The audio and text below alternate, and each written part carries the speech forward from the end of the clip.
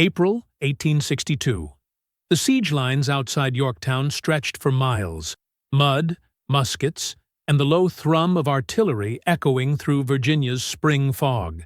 Above it all, silent and alone, a man hung suspended in a basket of wicker and brass, swaying from a globe of pale silk that glowed faintly against the morning light. His name was known to few on the ground. His task was known to none outside the tent of the commanding general. But as he steadied his telescope and scribbled numbers on a pad, he was doing something no soldier had ever done before. He was seeing the enemy from the sky. A telegraph cable snaked down from the balloon's gondola, disappearing into the Union encampment below. When the message reached General McClellan's headquarters, coordinates, troop counts, gun placements, the artillery batteries shifted their aim. Moments later, the thunder rolled again. Shells burst along a ridge that had been invisible to every officer on the ground. For the first time in history, an army had used an aerial observer to direct its fire in real time. It was a quiet revolution. No flags, no speeches, just silk, gas, and mathematics. Yet in that moment, the battlefield ceased to be a flat chessboard and became a three-dimensional system of observation, communication, and precision. The man in the balloon had turned the sky into a weapon. This was the dawn of the Union Army Balloon Corps, an odd, short-lived experiment that lasted barely 2 years, but changed the logic of war forever.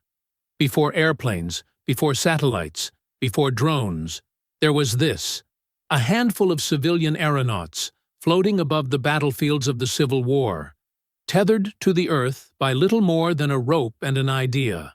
What they created was not simply reconnaissance, it was a way of thinking, a recognition that whoever commands the air commands the battle. Their silk envelopes were the first wings of a concept that would mature into air supremacy, strategic bombing, and modern intelligence warfare. This is the story of how the Union Army, armed with hydrogen and imagination, built the world's first air force. It begins not with flight, but with sight, and with a man staring down through the clouds, watching the future of war unfold beneath him. The first summer of the Civil War was a study in confusion. Armies numbering in the tens of thousands stumbled across terrain few of their commanders had ever mapped. Columns vanished into forests, couriers got lost on muddy roads, and entire divisions fought the wrong enemy at the wrong time.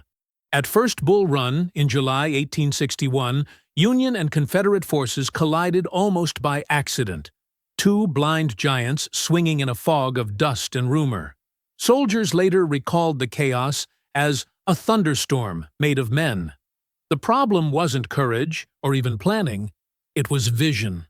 The tools of command, spyglasses, scouts, and signal flags, belonged to an older age. When an army stretched 10 miles across, no general could see his own lines, let alone the enemy's. By the time a messenger galloped from one flank to another, the situation had already changed. Telegraph wires brought speed, but not sight. They could carry words, not images. In the field, every major decision came down to guesswork. This blindness was more than tactical. It was psychological.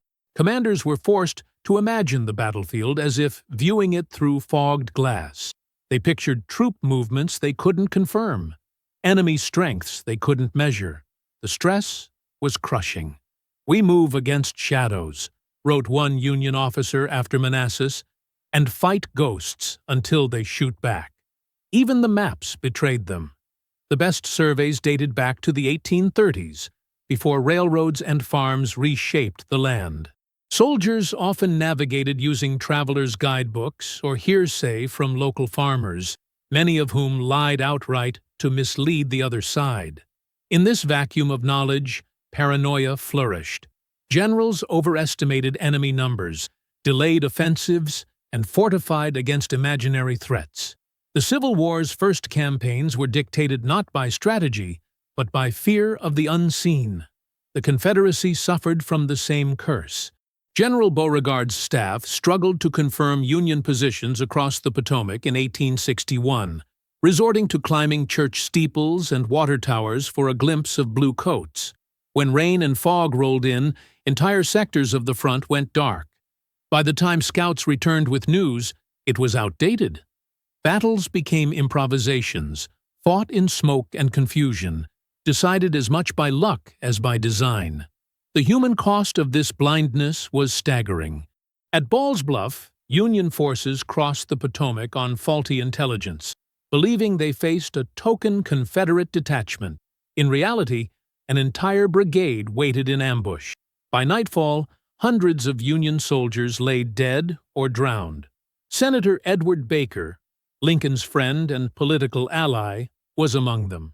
The president was shaken not just by his death, but by the senselessness of it.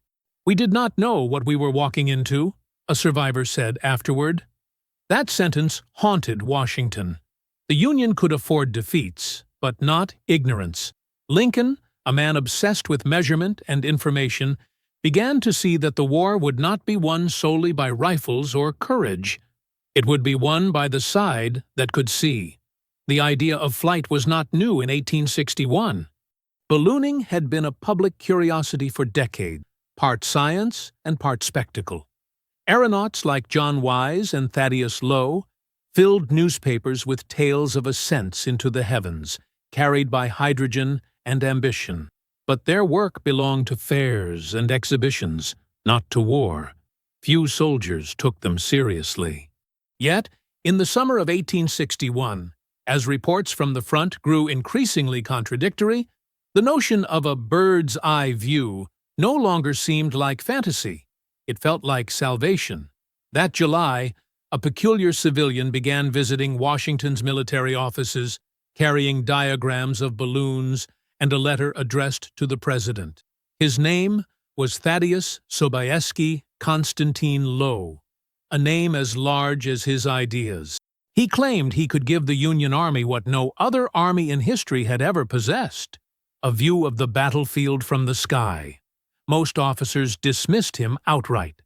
"You'll get yourself shot down by artillery, or lost in a cloud," one colonel scoffed. But Lowe was persistent. He explained that with a tethered hydrogen balloon, an observer could rise 1,000 feet and see for 20 miles in every direction. He could sketch enemy positions, estimate troop numbers, and even send telegraphs from the air. All he needed, he said, was the president's attention. And Lincoln, to the surprise of his generals, gave it. The president had an engineer's curiosity and a lawyer's love of logic. He believed that any problem could be solved with the right combination of reason and invention. When Lowe offered to demonstrate his idea over the White House grounds, Lincoln agreed immediately. On June 17, 1861, a crowd gathered on the executive lawn as a pale silk balloon rose into the sky. From 500 feet above, Lowe tapped out a message via telegraph to the astonished men below. "Sir, this point of observation commands an area nearly 50 miles in diameter. I have the pleasure of sending you this first dispatch ever telegraphed from an aerial station." It was the moment the fog of war began to lift. For centuries, generals had fought within the limits of human sight. That morning, those limits expanded. The Civil War, born in blindness, was about to meet its first act of vision.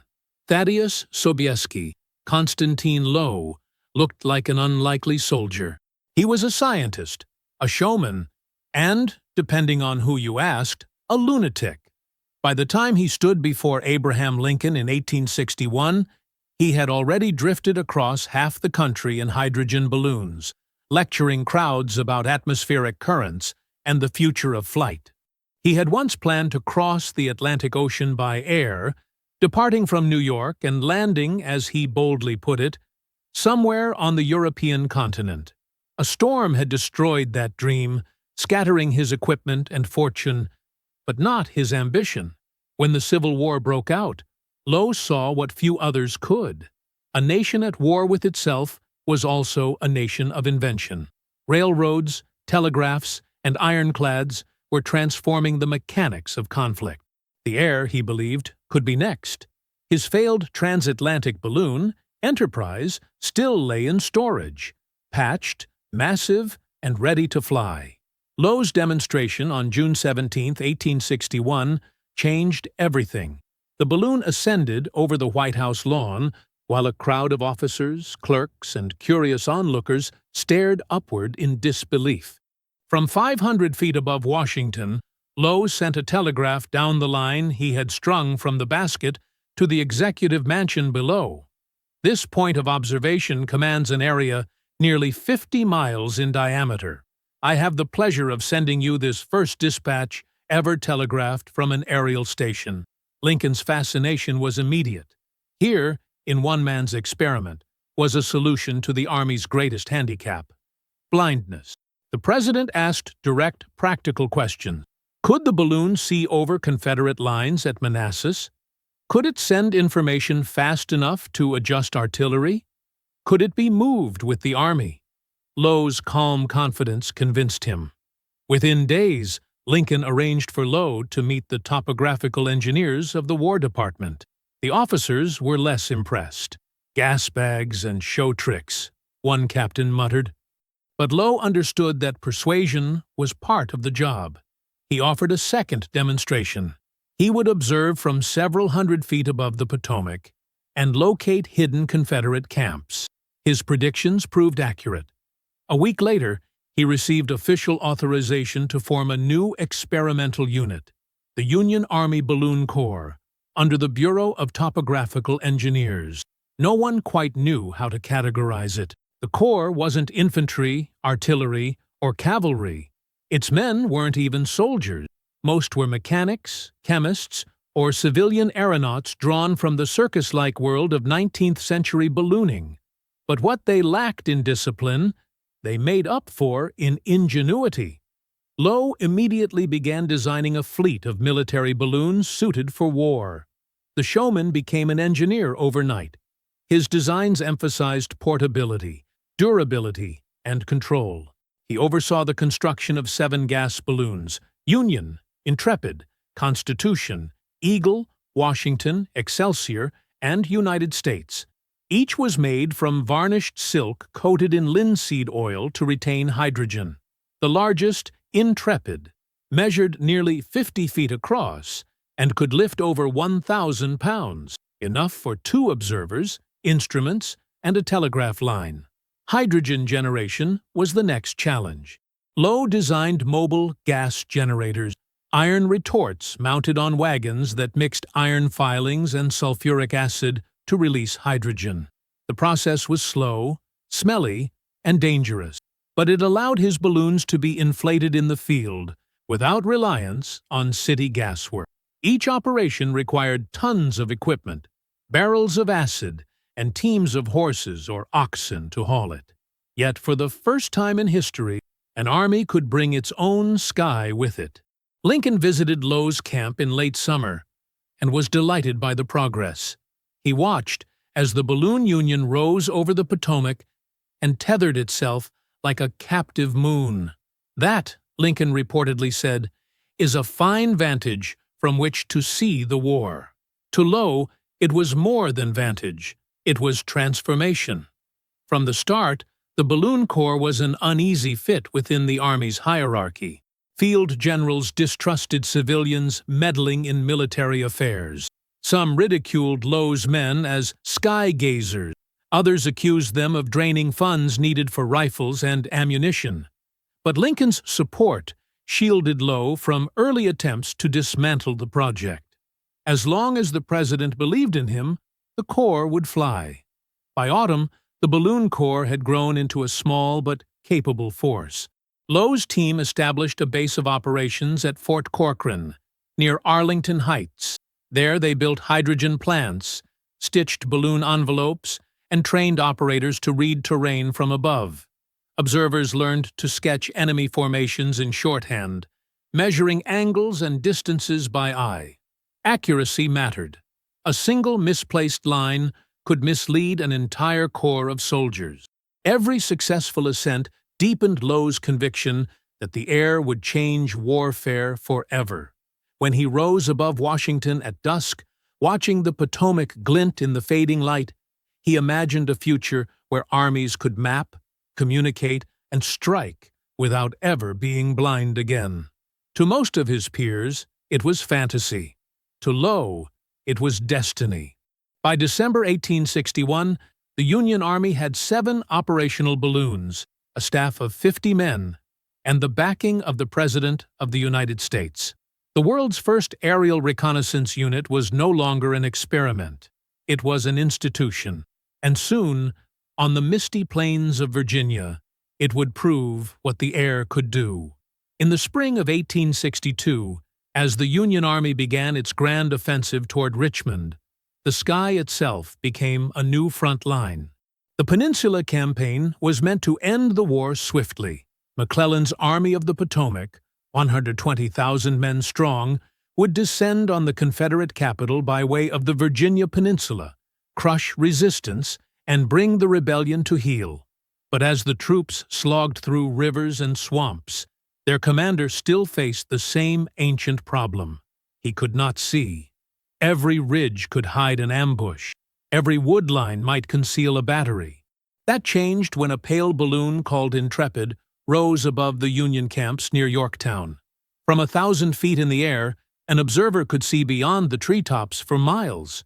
The world below transformed from chaos into pattern.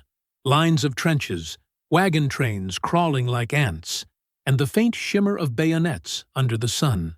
For the first time, the battlefield could be surveyed in real time, its secrets transmitted directly to command tents by telegraph wire. The man directing this strange new weapon was Thaddeus Lowe. His balloon corps had spent the winter training, perfecting their hydrogen generation process and refining their instruments. Now, under field conditions, the system was ready for its first test. Lowe's crew inflated Intrepid with hydrogen produced from portable generators, each retort hissing and bubbling as sulfuric acid met iron filings. The balloon swelled and strained against its ropes until it stood like a small moon tethered to the earth. Soldiers watched from below, in stunned silence. When Lowe ascended for the first time over the front lines, Confederate riflemen immediately opened fire.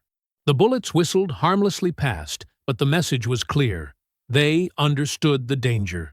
From above, Lowe spotted freshly dug Confederate gun emplacements and reported their coordinates by telegraph to McClellan's headquarters.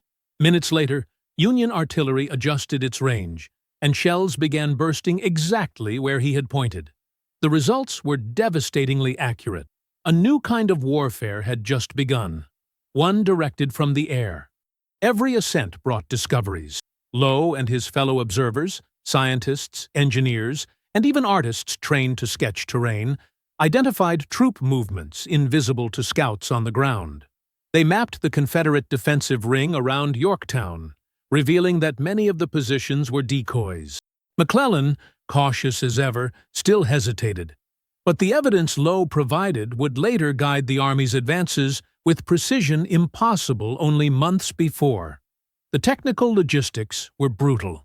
Each balloon required tons of iron, acid, and silk, hauled by horse-drawn wagons through Virginia mud. Once inflated, the balloons were tethered by ropes several hundred feet long and connected to a telegraph cable. The observer's platform, a wicker gondola barely larger than a barrel, swayed violently in the wind. Rain made the silk heavy. Heat expanded the gas, and a single spark could spell disaster. Yet the system worked. For the first time in human history, an army possessed a mechanical means of sight beyond the horizon. The psychological effect was profound. Union troops began to take comfort in the balloon's presence, watching it drift overhead like a guardian angel. "As long as that thing's up there," one private wrote home, "I feel like the Rebs can't sneak up on us." The Confederates, on the other hand, viewed it as an eye of doom. Southern newspapers called it Lowe's Devil, claiming it could read letters off their tents. Fear spread so quickly that Confederate soldiers began disguising their encampments with brush and fake gun placements. The Confederacy tried to fight back in kind. That summer, they built their own balloon from scraps of silk dresses gathered from Richmond households. It was beautiful, absurd, and nearly useless, too small to lift more than one man. Its hydrogen leaked constantly, and its tethers snapped in the wind. Still, it symbolized something larger. The South recognized that whoever controlled the air, even in such a primitive way, could control the battle. By May, the Balloon Corps was operating along multiple fronts. Constitution observed Confederate lines near Gaines's Mill, while Eagle scouted river crossings for the advancing Union engineers. Lowe personally commanded missions from dawn to dusk, telegraphing updates directly to headquarters. Each report included precise estimates of enemy numbers, distances between batteries, and even the rate at which reinforcements arrived.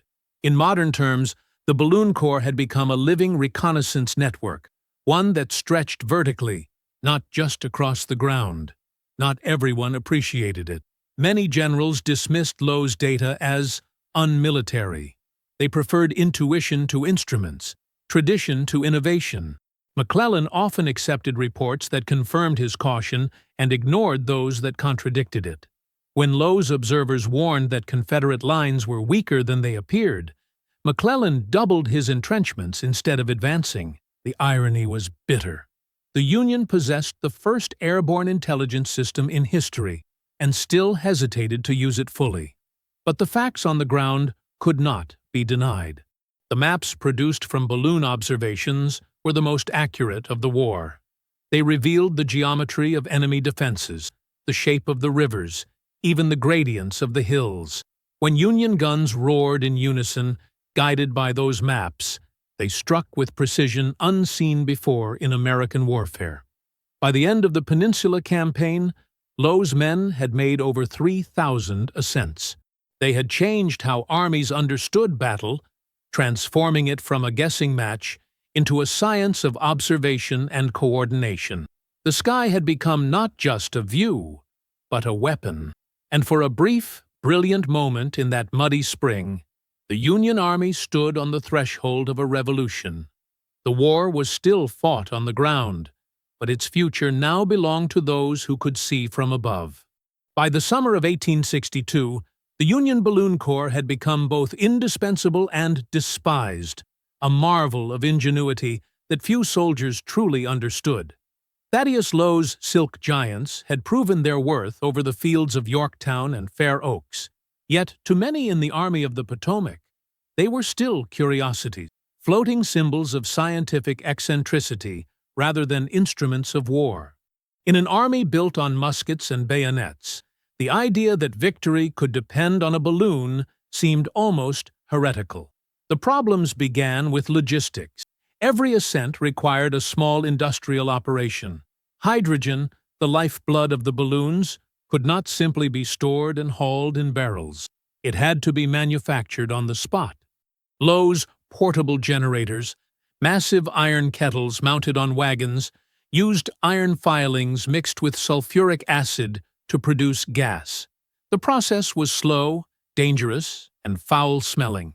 Soldiers described the odor as a cross between a blacksmith's forge and rotten eggs. Each flight required hundreds of pounds of iron, gallons of acid, and hours of work under constant threat of weather or enemy fire. Moving the balloons from one front to another was a nightmare. A single deflated envelope weighed several hundred pounds. The gondola, telegraph cable, and generator weighed more. Horses strained to pull the wagons through Virginia mud, while the slightest puncture in the silk could ground an operation for days. When McClellan's army withdrew during the 7 days' battles, several balloons had to be cut loose and destroyed rather than captured. For the men who watched their machines vanish into the clouds, it was like watching a dream drift away. Inside Army headquarters, another kind of battle was brewing, one of bureaucracy and ego. Lowe, a civilian, had always operated on the fringes of official authority.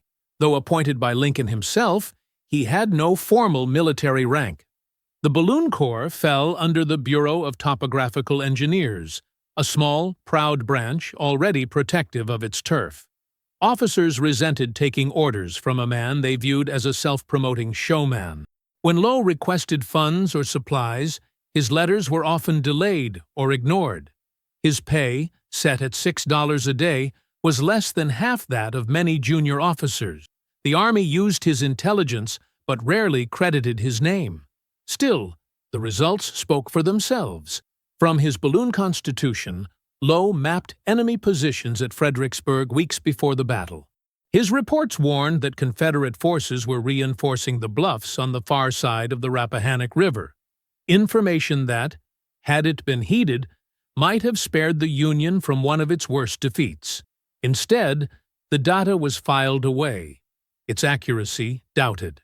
When the slaughter came in December 1862, Low's frustration boiled over. They would not look, he later wrote. They would not believe what could be seen plainly from the air. The Confederates, for their part, were doing everything they could to counter the Union's advantage. In Richmond, engineers cobbled together a makeshift balloon from bolts of silk dresses donated by patriotic women. The silk dress balloon, as it came to be known, was both absurd and ingenious. Too fragile for sustained flight and difficult to control, it nonetheless became a propaganda symbol for Southern determination. One Confederate officer quipped that it was proof our ladies would give even their gowns for the cause. In practice, the balloon achieved little. It leaked hydrogen faster than it could be produced, but it demonstrated that the idea had spread. Both sides now recognized that the sky was a battlefield. But vision alone could not overcome politics. As 1863 began, the Army of the Potomac reorganized under new command, and the Balloon Corps fell victim to shifting priorities. McClellan's cautious patronage had been replaced by generals with no patience for experimentation. Funding dried up. Low's supply trains were reassigned to infantry use. His crews went unpaid for months. When he protested, the engineers retaliated by slashing his authority and redirecting his reports through additional layers of approval. Each new regulation was a rope around his neck. By spring, Low's health was failing from exhaustion and chemical exposure. His hands were burned from handling acid drums. His lungs ached from months of inhaling fumes.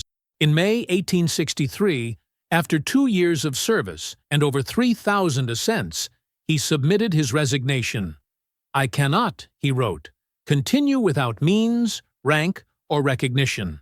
The War Department accepted without protest. Within weeks, the Balloon Corps ceased operations. Its equipment was dismantled, its balloons deflated, and its personnel scattered back into civilian life. On the field, few noticed. The great campaigns rolled on: Gettysburg, Vicksburg, Chattanooga, fought in the old, familiar blindness. But the loss was real, even if it went unacknowledged. For a brief, shining moment, the Union Army had glimpsed a future of total vision, a war fought with data, communication, and precision. Then, as quickly as it had risen, that vision collapsed under the weight of skepticism and small thinking. In the words of one engineer who later reflected on the Balloon Corps' demise, "We were limited not by science, but by imagination." It was true. The machinery had worked. The skies had yielded their secrets. But the minds of men, grounded in pride and tradition, were not yet ready to follow. And so, in 1863, the world's first Air Force came quietly down to earth. When the last Union balloon was deflated and packed away in 1863, it seemed that the sky had gone silent again. Low's departure and the Balloon Corps' quiet dissolution were treated as a footnote in official reports, an experiment tried and discarded. Yet across the Atlantic, soldiers, engineers, and observers had been taking notes. What the United States abandoned as a curiosity, Europe recognized as a revelation. In 1862, foreign military attachés attached to the Union Army had sent back detailed memoranda on the new aeronautical service. British, French, and Prussian officers watched with fascination as Low's men telegraphed coordinates from the air and produced maps that corrected decades-old surveys. The Prussians in particular were impressed by the fusion of technology and discipline. When war erupted between France and Prussia in 1870, both sides fielded observation balloons modeled, almost verbatim, on the Union's designs. Hydrogen generators rumbled along the roads to Metz and Sedan, just as they had once rolled through Virginia mud. The lessons of the American Civil War were now European doctrine. During the siege of Paris, balloons became lifelines rather than weapons. Cut off by German forces, the city launched 66 hydrogen balloons to carry mail and passengers over enemy lines. Some drifted as far as Norway, others vanished into the Atlantic. But the principle held. The air could connect where the ground was broken. The same silk and hydrogen that had once spotted Confederate trenches now carried dispatches, maps, even carrier pigeons. For the first time, aerial communication had strategic meaning. Every military observer in Europe took note. Back in the United States, the legacy persisted quietly within the Signal Corps, the same branch that had handled Low's telegraph cable. After the war, its officers studied meteorology and topography, experimenting with tethered kites and captive balloons for weather observation. By the 1880s, the Signal Corps formally created an aeronautical division, reviving many of Low's abandoned techniques. Hydrogen generators were redesigned, silk envelopes improved, and observation procedures standardized. What had been a 2-year improvisation during the Civil War had matured into institutional knowledge. The industrial dimension was just as significant. Low's balloon program had been one of the earliest examples of a government-funded, privately engineered weapons system. Civilian inventors working under military supervision, an idea that would later define the American defense industry, had proven its worth. The same model would later produce the telegraph network, the ironclad, and eventually the airplane. The partnership between individual innovation and state power, first tested in those hydrogen wagons, became the blueprint for the century to come. Technologically, the pace accelerated. By 1899, a German engineer named Count Ferdinand von Zeppelin unveiled a rigid airship capable of controlled flight. An enormous hydrogen vessel guided by rudders and powered by internal combustion engines. It was, in spirit, Low's Intrepid reborn, the same logic of height and endurance, now magnified by industry. Within a decade, European armies were establishing formal aeronautical corps, their commanders echoing the same arguments Low had once made before Lincoln. That control of the air meant control of intelligence, communication, and artillery. The American Army lagged behind at first, its attention consumed by Reconstruction and frontier wars, but the principle was never lost. In 1898, during the Spanish-American War, U.S. forces deployed a tethered balloon at the Battle of San Juan Hill. The observers were attached to the Signal Corps, operating under procedures drawn directly from Low's old field manuals. Even the terminology, ascents, observation posts, telegraph relays, remained unchanged. It was the Union Balloon Corps resurrected in khaki instead of blue. To the new generation of soldiers, the link to the Civil War was faint. Few knew the name Thaddeus Low, but they followed his methods instinctively. The war that had torn the country apart had also given birth to a hidden tradition of military science. In the shadow of Appomattox, the foundations of modern reconnaissance had already been laid. By the turn of the 20th century, that tradition spread beyond the military. Meteorologists used balloons to chart air currents and predict storms. Surveyors photographed entire regions from tethered platforms. Every peaceful ascent carried within it a trace of the wartime invention that had started it all. Even before the Wright brothers' engines touched the wind, the concept of aerial mastery, of seeing and commanding from above, was accepted truth. The irony was unmistakable. In the 1860s, the United States had pioneered the idea of flight as a weapon, and then let it slip away. Now, the world was perfecting it. In German workshops, in French fortresses, in British colonies, engineers spoke of aeronautical reconnaissance as if it had always existed. The sky had become an expected dimension of war. The Americans had given it its first breath, but Europe had learned how to make it permanent. When the first powered aircraft took shape at the dawn of the new century, they were not born from nothing. Their lineage stretched back through silk, hydrogen, and telegraph wire to the smoky fields of Virginia, where a handful of men had once looked down from the clouds and glimpsed the future. The balloon corps was gone, but its echo had crossed an ocean and an era. The world had learned to look up. On a cold morning in December 1903, two brothers from Ohio hauled a spindly machine across the sand at Kitty Hawk.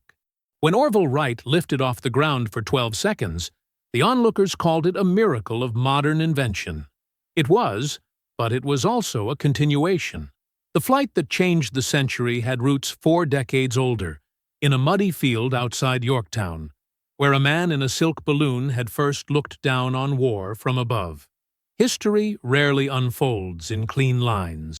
The gap between Low's hydrogen balloon and the Wright Flyer was measured not only in technology, but in imagination. One was tethered, the other free. One relied on chemistry, the other on combustion. But the idea was identical: to rise, to see farther, to make the sky an instrument of power. After the Wright's success, the U.S. Army moved quickly. In 1907, it created the Aeronautical Division of the Signal Corps, the direct descendant of Low's wartime experiment. 2 years later, it purchased its first powered aircraft from the Wright brothers, officially designated Signal Corps No. 1. The name was more than bureaucratic. It acknowledged that the origins of American flight lay not with daredevils or dreamers, but with soldiers who had once tied a telegraph wire to a balloon and watched the future unfold below them. Europe followed suit. By 1914, when the First World War erupted, every major power fielded an air service. At first, the aircraft were scouts, just as the balloons had been. Pilots observed enemy movements, directed artillery fire, and sent coded messages by radio, Low's telegraph cable reborn as wireless signal. Then, inevitably, observation gave way to combat. Cameras were joined by machine guns. The eye in the sky became a sword. The transformation was total. By 1918, entire armies depended on air reconnaissance to plan offensives. Aerial photography mapped front lines in real time. Bombers struck factories and railways miles behind enemy lines. The air, once a frontier of curiosity, had become a battlefield domain as decisive as land or sea. The principle Low had proven, that the view from above could control the fight below, was no longer theoretical. It was the foundation of modern war. Yet, for all the grandeur of the new air age, the beginning remained humble: a rope, a basket, and a handful of men who refused to believe that flight belonged only to birds. When the first U.S. Air Force pilots trained in the 1940s, they studied a lineage that traced directly through the Signal Corps to Low's Balloon Corps. The heritage was clear. The same branch that had once strung telegraph cables through Virginia now commanded fleets of jet bombers crossing continents. What had changed was not the principle, but the scale. Low's observers could spot artillery at 10 miles. A modern reconnaissance plane could photograph an entire nation. Satellites would soon look down on the whole Earth, mapping its heat and movement with precision beyond imagination. Each advance stretched the same idea across a wider horizon: the pursuit of perfect vision. In that sense, the story of the Balloon Corps is not just military history. It is the story of human perception itself, the desire to rise above confusion, to see clearly, to know before acting. Low's silk balloon was a physical expression of that instinct. When it lifted from the Union trenches, the fog of war parted, however briefly. The idea never came back down. A century later, The sky is crowded with its descendants, weather balloons, drones, reconnaissance satellites, all performing the same task with greater reach and less wonder. But the spirit remains the same. The air is still the high ground. He never flew under power, never commanded a formal squadron, and never fired a shot from the air. But he was the first to understand that the sky was not a boundary.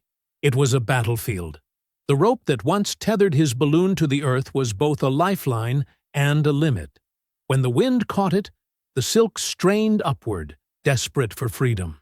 In that tension between gravity and vision lay the birth of air power.